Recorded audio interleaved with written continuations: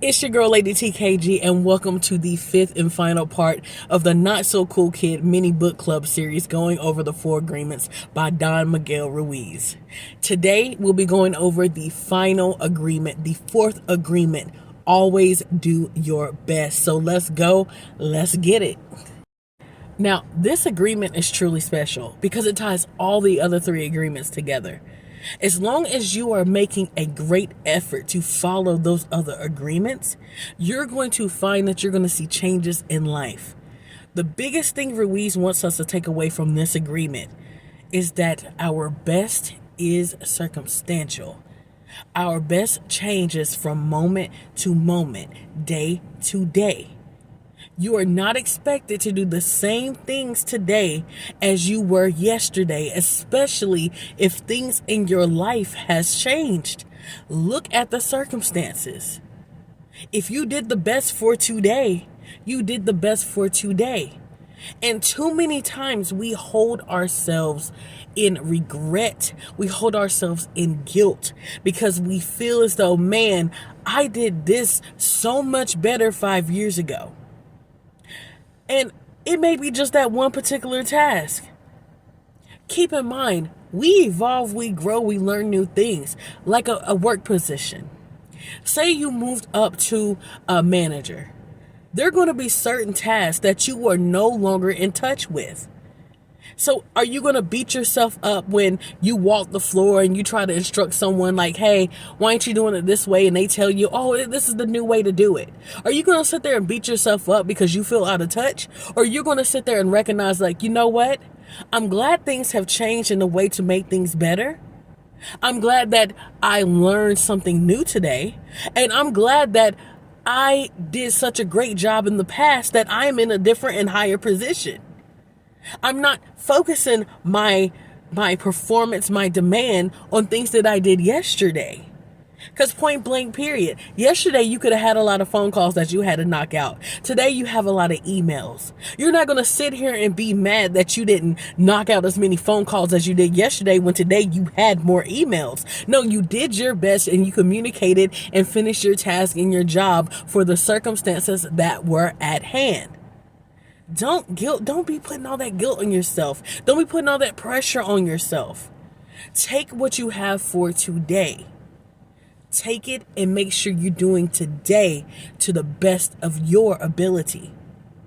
We're not going to be able to follow every agreement all the time. We're going to fall short. We may not always be impeccable with our word. We may joke or we may gossip when we're not supposed to. But the next day you can be like, you know what, I didn't do that well yesterday, but today I am going to do my best to not fall into the same habits as yesterday. I'm going to let yesterday go and keep moving forward.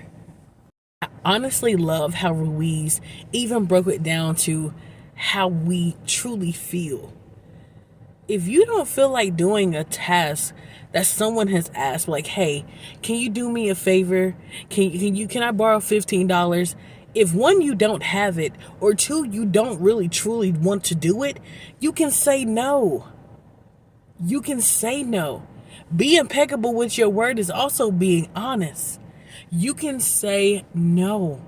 That is also part of doing your best. Don't put yourselves in situations where you can do your worst. If you're too tired, if you know that you may not do it with a positive attitude, don't do it.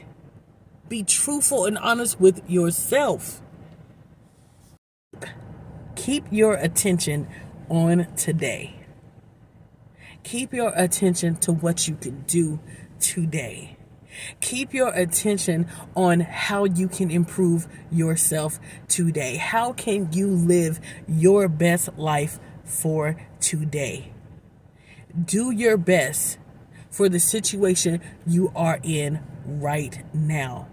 And you can go to sleep knowing that you tried your hardest. And the next day, you're going to try your hardest again and again. And you're going to let go of those things in the past that keep you feeling like you can't do this in the future. But know that every day is a new day. And every day you have a new chance to be impeccable with your word, to not make assumptions with others, to not take things personal, to continue to walk in your truth, in your decisions. Always do your best.